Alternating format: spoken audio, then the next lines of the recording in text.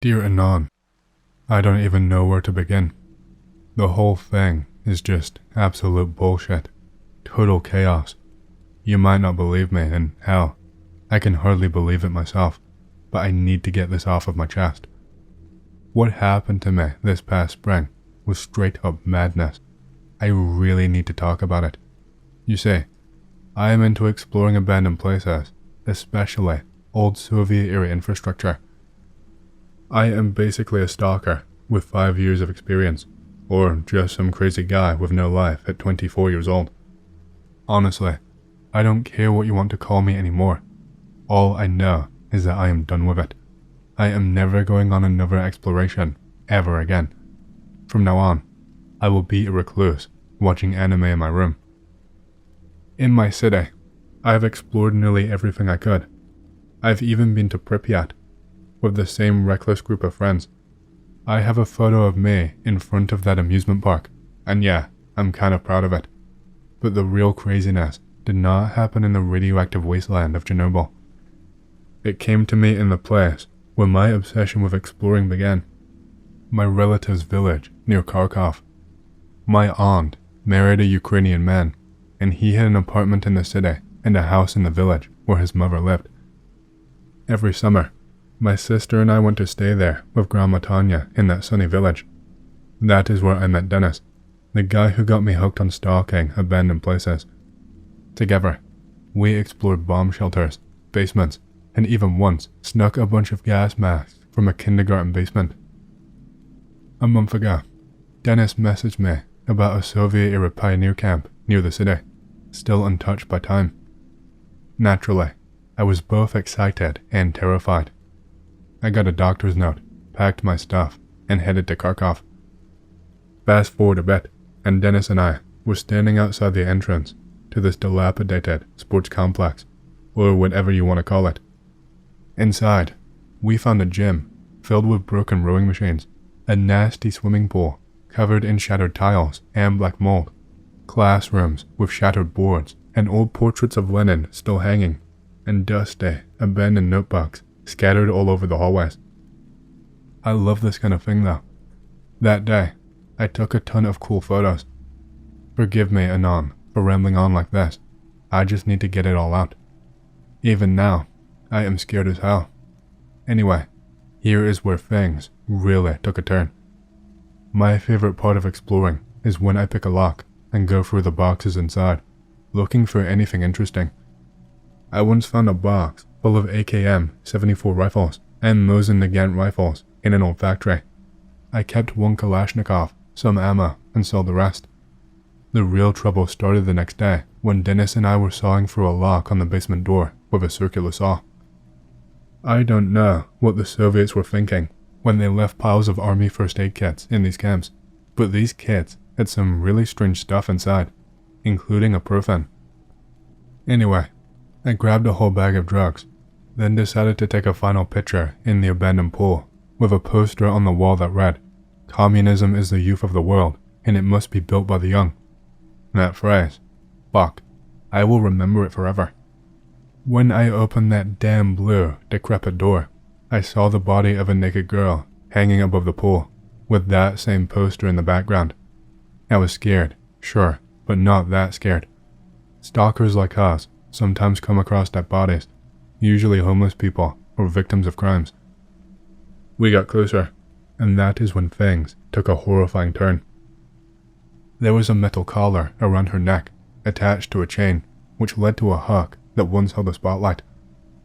All of this was positioned high up on the 4th floor. The day before, there had been nothing there. I just can't wrap my head around how she got there.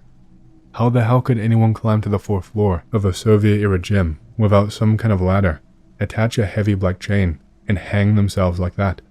I could not even begin to imagine it.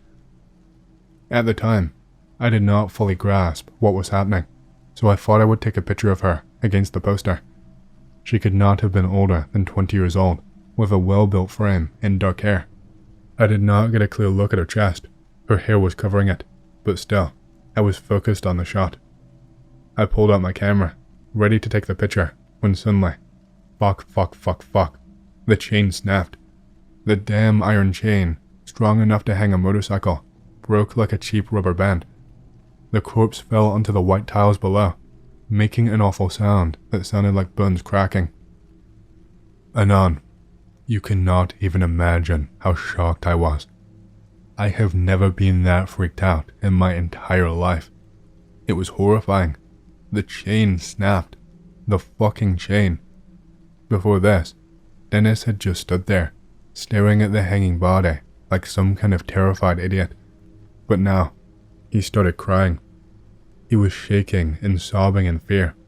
I, on the other hand, could not help myself.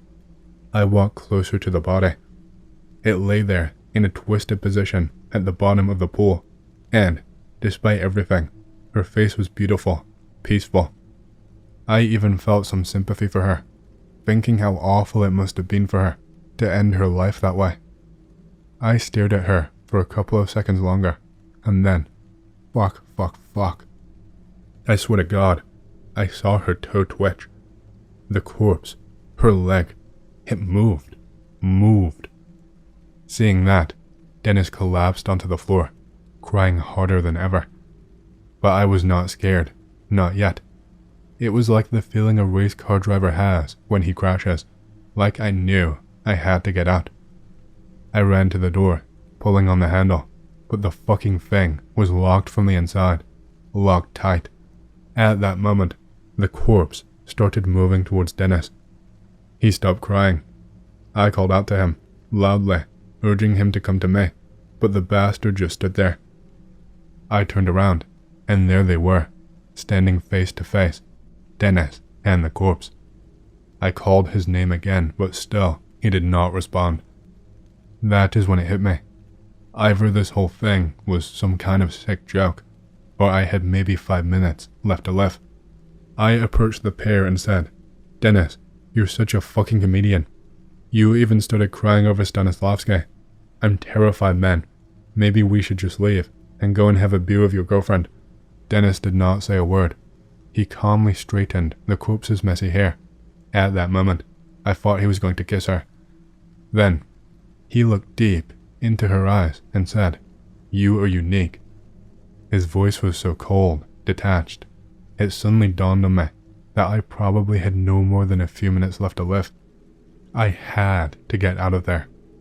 I bolted toward the window on the second floor, threw my bag out, and started jumping up and down, trying to fit through. I was terrified, honestly. I thought I was about to piss myself. That is when I heard the sound of approaching bare feet. I spun around. It was not a person anymore. It was something worse. The girl's face no longer held that innocent expression. It was twisted in a grimace of pure, heartless hatred. Her dead eyes stared right through me, and I felt like I was staring at a complete stranger. I started crying. I realized this thing was going to kill me. It tilted its head to the side, and anon, I swear, it did not look human anymore.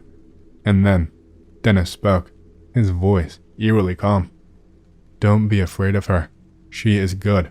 She wants to be friends." That was the final straw. I pissed myself like a terrified little coward.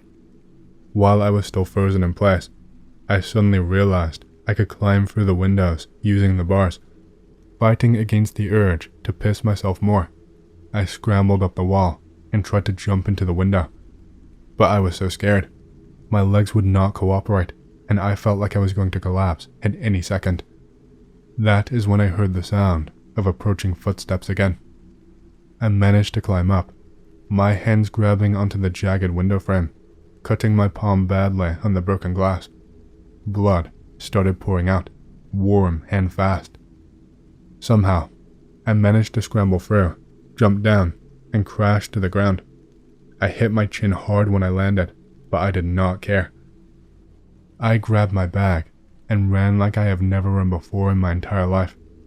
My legs were on fire, but I did not stop. I kept repeating every prayer I could think of in my head. It hurt so badly, but I did not care. I just ran to my bike.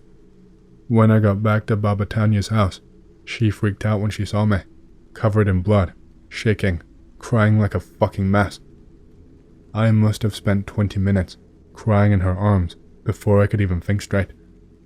Then, I asked Dennis to call the cops. I changed my clothes, and as I looked around, I realized my phone and my camera were ruined. Without packing anything else, I grabbed a bag full of the drugs I'd found and asked a friend to drive me into the city for $100. From there, I took a commuter train and then a regular one. And now, here I am, Anon. You can imagine how they let me through the border. I am still terrified, still shaking, and I cannot get Dennis's last words out of my head. Before I deleted him from my friends, he texted me. I go to her every Saturday. Hey, I hope you've enjoyed the story so far. If you do and you want to hear more, please leave a like and subscribe to my channel, and leave a comment down below, as it lets the algorithm know that you like my content and it promotes it to more people. My goal for the channel is to hit 50,000 subscribers, and we're closing in fast, so thank you, and back to the stories. Used to work in an Autoparts store, where a few people perished in a fire about 10 years ago. It was great. While I'm more likely to be skeptic to such cliche stories of hauntings, the regulars at this particular store embrace them entirely without a single critical thought. The managing, counting up cash drawer at the end of the day. Store closed. In upstairs office with only other staff member and cash drawer. Hear heavy footsteps coming up the stairs just by the office. Staff member hears it too. Responds to my nope.jpg reaction face with, "Don't worry about him. Fuck off." There were a few like this with slightly more convincing happenings. Same place. Cash float kept inside one of those giant old iron safes in a locked room upstairs. Be lazy Sunday. Count up cash float half an hour early so we can leave earlier than normal. Count everything. Place it back in safe, which gets locked, along with the door for the safe room. End of the day. Count up cash drawers and input figures. Go to deposit cash from drawers in the safe with the float. Open door to safe room. Safe door wide open. The fabric bag that the notes were in ripped open and notes scattered everywhere. Bag of coins sitting empty in open safe, while all the coins are strewn over the floor. Had the only set of keys able to access that room and safe on me since I locked them last. The other set were with the area manager. Fuck you, ghost. I wanted to avoid staying late. The bizarre tale begins at 10:42 p.m. on April 21st as three 17-year-olds, Bill Bartlett, Mike Mazzocca, and Andy Brody, are driving north on Farm Street, Bartlett, who is behind the wheel of a Volkswagen, spot something creeping along a low wall of loose stones on the left side of the road. At first, he thinks the image is a dog or a cat, until his headlights shine on it and he realizes it is nothing he's ever seen before. The figure slowly turns its head and stares into the light, its two large, round, glassy lidless eyes shining brightly, like two orange marbles. Its watermelon-shaped head, resting at the top of a thin neck, is the size of the rest of its body. Except for its oversized head, the creature is thin, with long, spindly arms and legs, and large hands and feet. The skin is hairless and peach-colored, and appears to have a rough texture, like wet sandpaper. Bartlett subsequently tells cryptozoologist Lauren Coleman, standing no more than 3.5 to 4 feet tall, the figure is shaped like a baby's body with long arms and legs. It had been making its way along the wall, its long fingers curling around the rocks, when the car lights surprised it. Unfortunately, neither of Bartlett's companions sees the creature. The sighting only lasts for a few seconds, and, before Bartlett can speak, the car leaves the scene. Then, the creature is gone. Bartlett drops his friends off and goes to his Walpole Street home. Visibly upset, he walks through the door, and his father asks him what's wrong. Bartlett relates the story, and later sketches what he has seen. I live next door to a large house that has been divided into 3 apartments. Almost 5 to 6 years ago, a single guy in his mid to late 20s that roomed in the upstairs. The stairs that led to it faced my room. He rode a motorcycle. Nothing big like a hog or a rice rocket. Just an average 200cc Japanese jobber. Anyway, you would never see this guy outside. Only on rare occasions during the day, but 90% at night. And he never had people over, ever. When you did see him, he was dressed in black. What confounded me and my dad, as we were always the ones to always see him at night, because we always stayed up late. He would leave his apartment at odd, random hours post-midnight, sometimes multiple times at night, but at length, for only at times just a few minutes at maximum. He was never carrying anything like a drink to implicate a Quickie Mart run, nor backpack, nor coat, except winter, duh. This went on for about a year and a half, and he moved out, throwing out his computer and random effects. I remember grabbing the tower from the trash pile, only to discover he had pulled the hard drive. Not really spooky or creepy, just curious. Djinn. What the fuck? Is this shit real? I was once told by a Muslim friend that they live among us and can have all kinds of religion, or be atheist and good or bad, and that they are made of the light of flames. They are also used for practicing magic. They are real spirit beings that dwell in unclean and deserted places. There are many of them in the ocean, which is what I suspect Atlantis is all about. Supposedly, there was an ancient civilization of Djinn before humanity appeared, who had quite advanced technology. They probably got cocky, and God demoted them to a lower rank than humans, despite possessing greater powers. Sometimes, they appear in corporeal form. They like goats for some reason, and interact with humans to gain favors. The granting wishes thing stems from there. I am a Bosnian Muslim, first time on X. Not the most knowledgeable Muslim in the world, but I will try to answer any questions you guys have. Might open a dedicated thread later, if you guys are interested.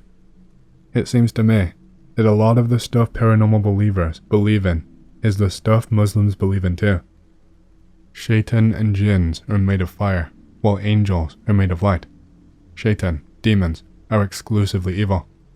Jinns have free will like us, and can be evil or good. Evil jinns and shaitan live in abandoned places, places of filth, and the woods. I don't know if the good jinns live in the same places. Jinns cannot plow or live off of land. Jinns eat animal carcasses and bones. That is why we do not disturb bones when out in the woods.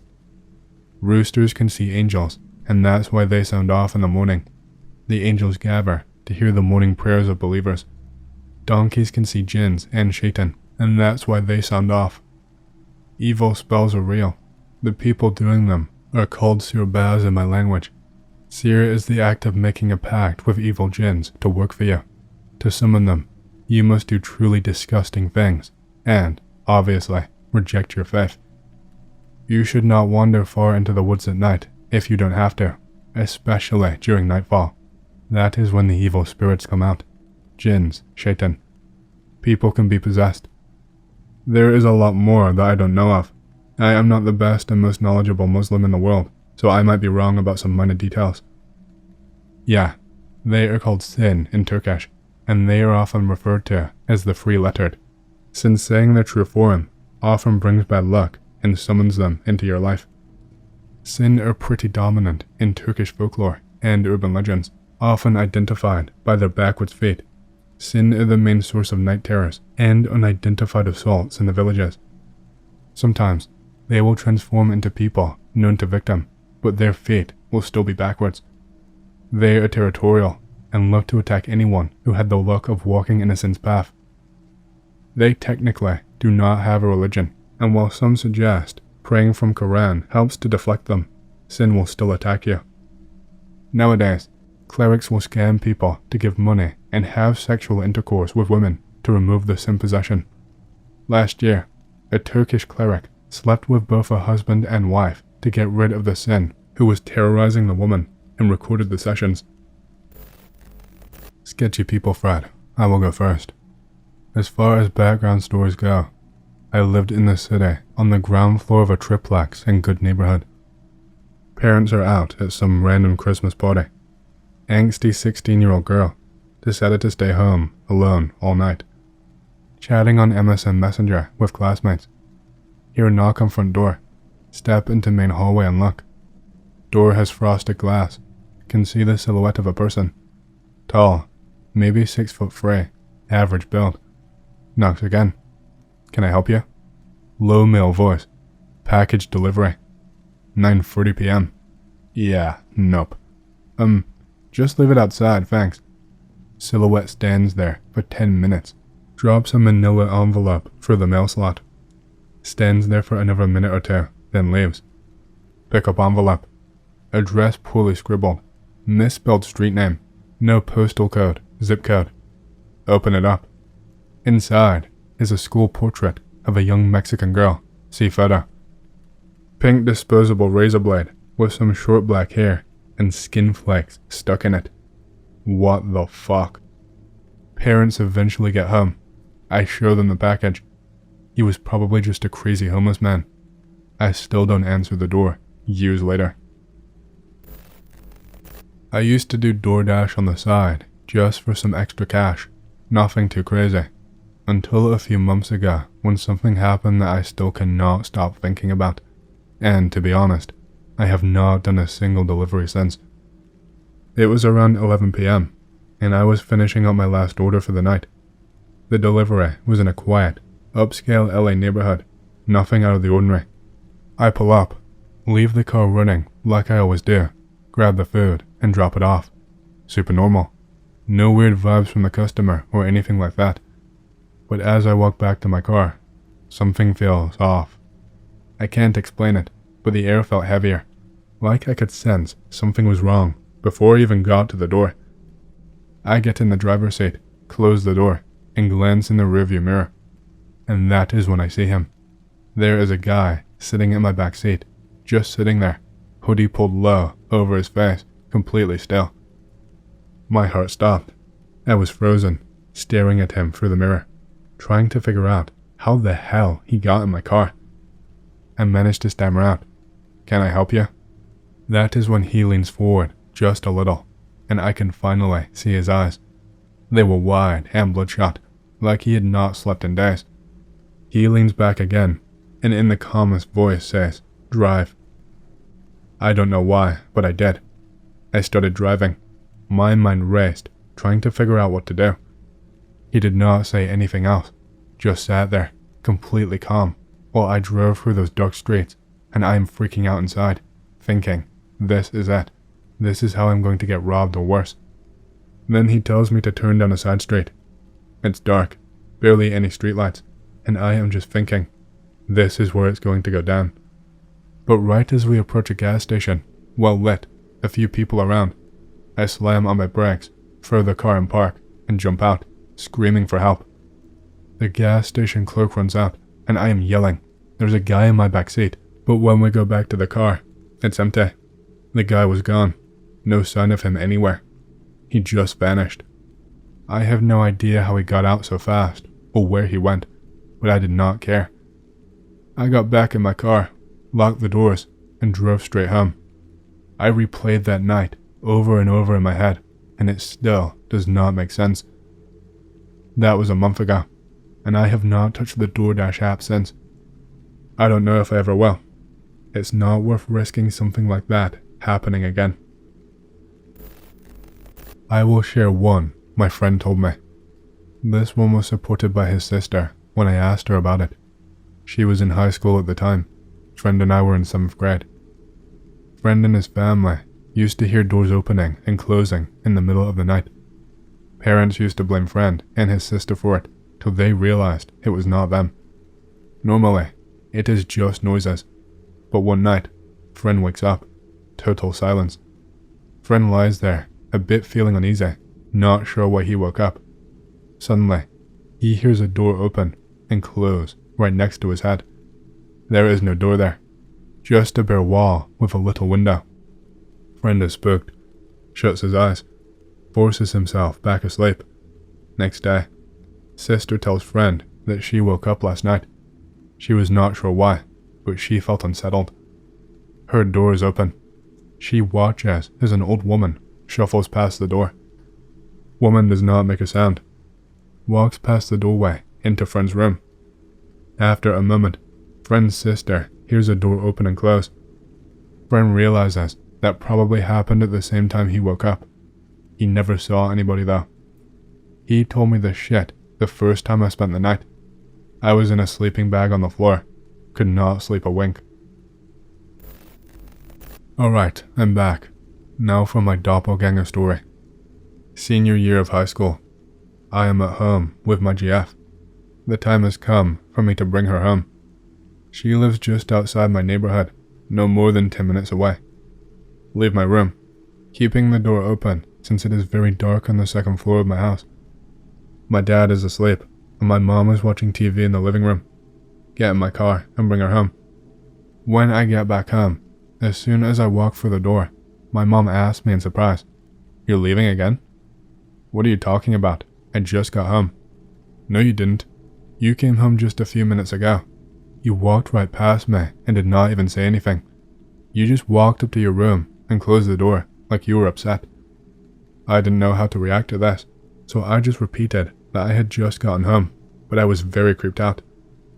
I slowly walked upstairs, and, sure enough, my bedroom door was closed. I burst through and checked everything. Nobody was there. Grabbed my shitty .22 rifle and started looking through the entire second floor, but I could not find anything.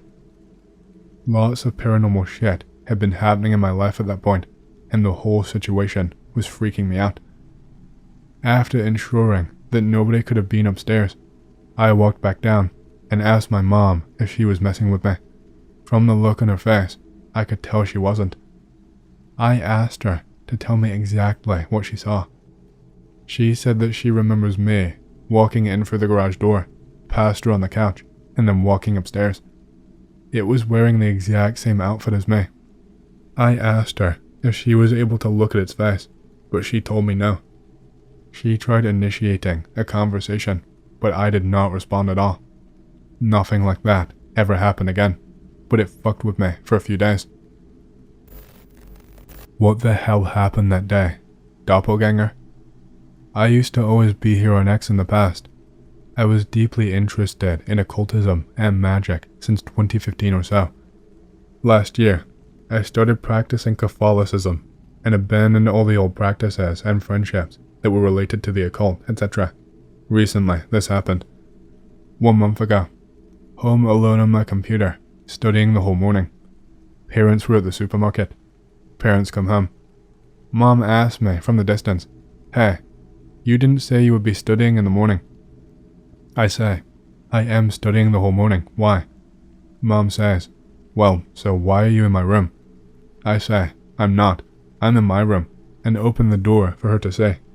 She screams and starts running towards my dad, saying she saw someone exactly like me, standing in a room when she passed the corridor. We live in a house, only me, Mom, and Dad. I grabbed a knife and started looking for someone in the house. There wasn't anyone. It's not a big house. The person could not have escaped without notice because we have 4 dogs and electric fence. Nothing was wrong with the house. The dogs did not even bark. What happened? What was that thing, and what could it possibly want? Just to point out, I have made several magical practices and little rituals in this house, and even in that room, because it was my room in the past and not theirs. One of the things I tried to make contact with was the SAJ, to know if that has anything to do with the event. I have a few. About 4 years ago, it was approximately 12 AM. Live in a fairly quiet but dangerous area. Reading a book in my lounge room by lamplight. See something suspicious through the slightly open curtains. It's a guy in my neighbor's yard, across the street, looking in his window. The fuck? After a few seconds, this guy walks out of my view. Decide to spy on him, cause he was sus. He keeps on heading down the road, checking people's windows and cars, and sometimes their front door. He comes onto my side of the street a fair way down. I decide to check it out. Go grab my .22 Magnum lever action rifle, hiding it behind my back. Suddenly, this guy appears out from a house and looks directly at me. He is walking with a limp I did not notice before. Not knowing what to do, I go back inside and lock the door. Wake my fiancée up and tell her to ring the police. Aim at the door, chest tight, and tell her that if he tries to come in, I'm going to unload for the door. Hear crunching outside. My heart is racing. As it gets closer, I hear the men say fuck. 2 cop cars rock up from both sides of the street, cornering him. He is forced to surrender and gets taken in. Turns out, he had a double barrel down his pants, and from what I was told, he was actually found guilty of breaking and entering and murder. Supposedly, he broke into some guy's house and murdered him and his mom and his dad while they were all sleeping.